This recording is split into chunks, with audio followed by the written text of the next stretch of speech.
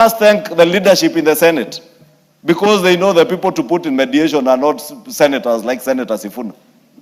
Because they will take the extortion also to the mediated mediation committees. We take offense when you call a fellow lawyer as an idiot.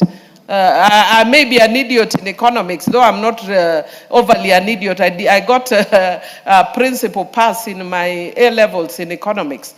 But you probably may also be an idiot when it comes to matters of law. So let us be respectful of other members. Let us disagree politically. So let Sifuna support his one term, you support 2 term.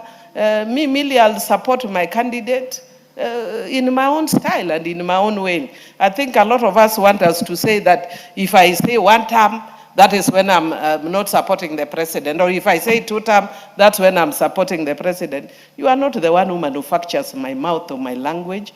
Time, because Kenyans can see through you. Kenyans know when you are an extortionist. When you speak loudest against corruption, yet you are the chief extortionist in the Senate.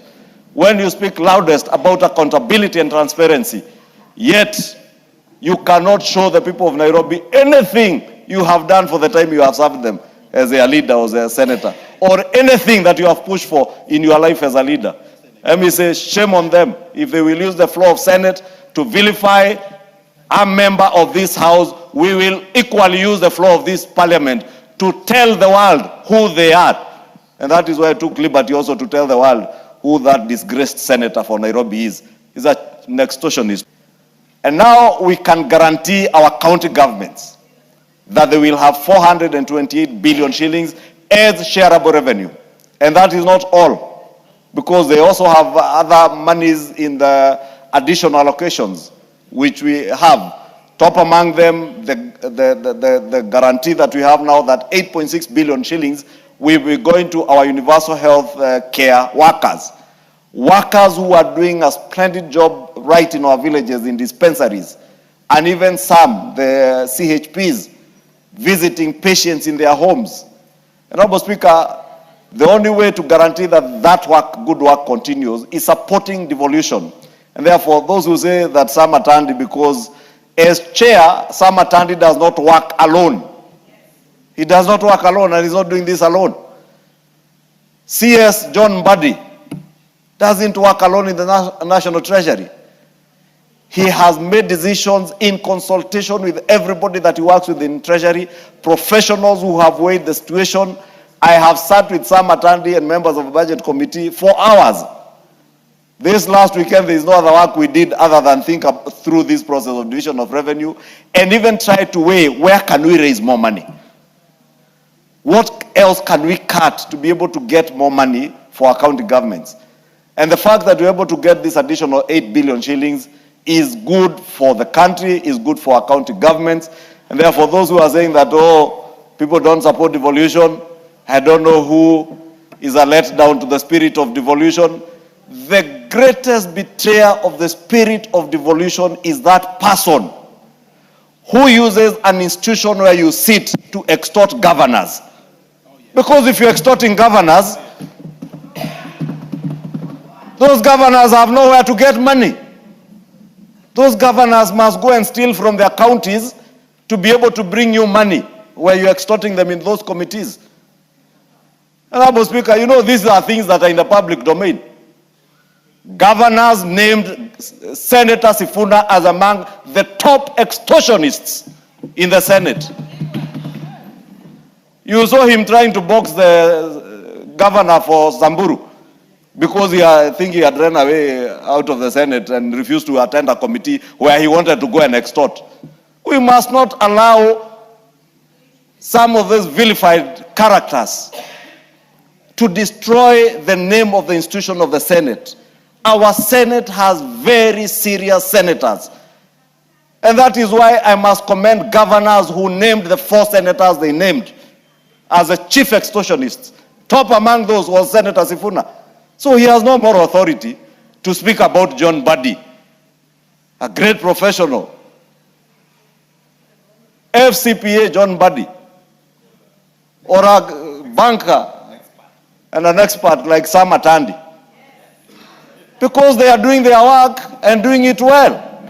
And Sam Atandi, I want to tell you, together with CS Mbadi, do your work without fear or favor. You have ensured, unlike what we were discussing last week, because the options we had was to introduce a clause into this mediated version that if we have a shortfall in revenues in the next financial year, then we share that shortfall in revenues on pro rata basis. That would mean if you have a shortfall of 100 billion shillings, for instance, counties on pro rata basis would take a cut. Now counties have an assurance that irrespective of what happens, they will not have a reduction in their shareable revenue. They will not have a reduction in their additional county allocations. What better deal could there be?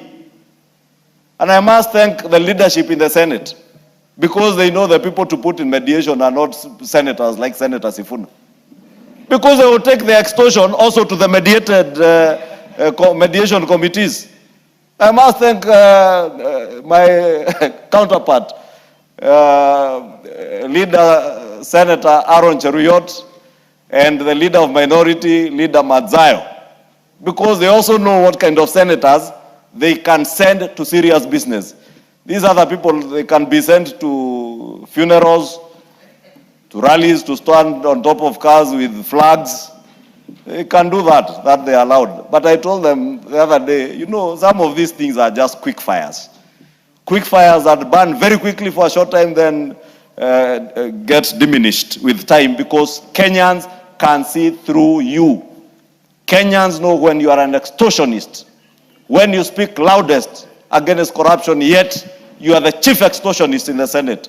When you speak loudest about accountability and transparency, yet you cannot show the people of Nairobi anything you have done for the time you have served them as a leader or as a senator, or anything that you have pushed for in your life as a leader. Let me say, shame on them if they will use the floor of Senate to vilify a member of this house. We will equally use the floor of this parliament to tell the world who they are. And that is why I took liberty also to tell the world who that disgraced senator for Nairobi is. He's an extortionist by excellence. Honorable Speaker, forgive me for getting there. That goes to NGCDF. And, and you compare with, for instance, what goes on to our counties. And you find, and you compare the number of classrooms, before we go into dormitories and laboratories and buses and other things that people buy, and you look at what our governors are able to do, we must look at what the problem is. What is a problem that we cannot see the evidence of the amount of money that is allocated and what goes down? And if the governors are facing structural problems, they need to bring it to the House so that we look at how we are dealing with it. Otherwise, we will always blame the governors for ineptness and for inability to produce results. Because I would say that with the amount of money that NGCDF has, you'll find that where NGCDF has one class, in one ward, for instance, it takes the counties another 10 wards before you see any other construction. And why is there such slow process? Devolution was actually initiated to ensure that we have accelerated growth, especially in areas that have hitherto been marginalized. And so, Mr. Speaker, it's very disappointing that every year we come in and we seek to enhance that allocation. Mr. Speaker, I know that we are in political times, and I would want to encourage, it's very nice when you have robust discussions here. And so it's very nice when we challenge Honorable Senator Sifuna. And the more we do it, the more you give him more profile. So if you want to give him more profile, continue mentioning his name. Mr. Speaker, I know because I always mention people favorably. People always wonder, some people tell me I sit on the fence, which I don't mind because I sit with my buttocks, I don't borrow anybody's. But having said that, Mr. Speaker, my kind of politics is that I play a politics of praising the person I want. So I'll praise myself, I'll praise my candidate, but I'm not really too much given to trying to underrate people, calling them, I don't know, they lack intelligence. So even if it is Sifuna who did that, I think it is wrong. I was actually went and asked the chairman what Sifuna said because I didn't hear. So if Sifuna did that, it is wrong. If Ichungwa is doing it, it is wrong. It is wrong for us to keep calling people names here. And especially when we are in a technological era when children are seeing this. In the past, I used to do that, but I've become born again, Mr. Speaker. I don't do such things anymore. We must remember that our young children are watching us, and we should stop calling people names. And especially, some of us who are lawyers, we take offense when you call a fellow lawyer as an idiot. I may be an idiot in economics, though I'm not overly an idiot. I got a principal pass in my A-levels in economics. But you probably may also be an idiot when it comes to matters of law. So let us be respectful of of other members. Let us disagree politically. So let Sifuna support his one term, you support 2 term. Me, Millie, I'll support my candidate. In my own style and in my own way.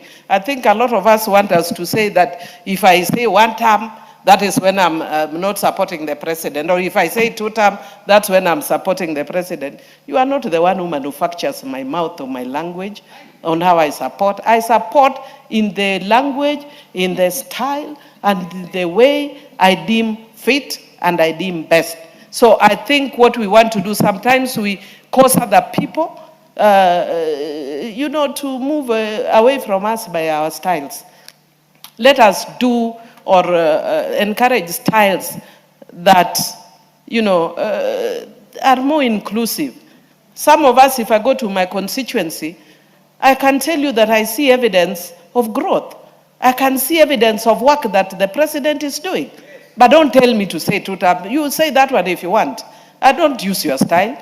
I can go and tell Suba North people that there is Rusinga Ring Road. You, if you are a psychopath and you want to do that, go and do it yourself. I will not do it. I'm Millie Odhiambo Mabona, a.k.a. Bad Girl, a.k.a. Geza Geza. You don't teach me how to do my politics. But having said that, Mr. Speaker, I want to say that we need to have accountability for what we give our governors. They are not performing very well right now. If it is a structural issue, then we need to know as a house, whether it is here or whether it is the Senate. We need to know where the problem is, because out of, I think, 47 governors, you could actually say the area that you are seeing change could be 5 or so. And what is the problem? I don't think this is, when I raise this issue, you will see people in Homa Bay telling me, you are jealous of Wanga. Wanga is not the governor of all the other counties that are having problems. Let us look at issues that are bedeviling this country from a very sober perspective. Why are other counties facing challenges? I don't want to mention them, but we are all privy to the challenges that our counties are facing. Mr. Speaker, probably yours is facing the same challenges. Every member here, if they are talking, they'll tell you they are facing serious challenges. Why? Why are there no drugs in hospitals? Why are there infrastructure gaps? And so, like the other day, I saw Kiambu, I think it's Kiambu, that had done very good infrastructure. And when I shared it on my Facebook, somebody told me the infrastructure is there, but there is no medicine in hospitals. More recently, I think today, I saw Orengo did 2 things which I shared, which are impressive. And when I shared it, people said, why can't you also share the ones? I'm not KTN, neither my citizen. I only share what comes to my page and which I think is impressive. So if you think there's yours which is impressive, share it with me, and if I feel sufficiently moved, I will share it.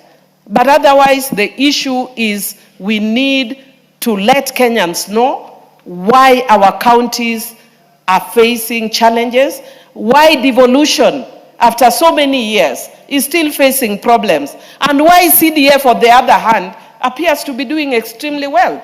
Mr. Speaker, as a matter of fact, and I've said it here before, my thesis, my PhD thesis, is actually looking at a model of development for Africa, and I think CDF is that model.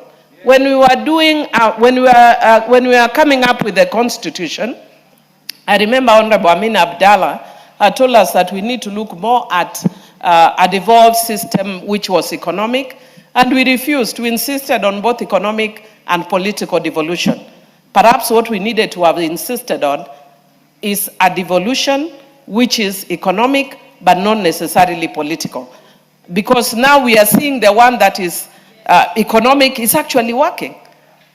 But why are we seeing the other one failing? For the sake of a leader that I really value so much, Honorable Raila Amolo Odinga, please let us ensure that devolution works for Kenya, and it can work. So with those few remarks, I once again want to thank the committee for a very good job, and I do support. Very well, the interests of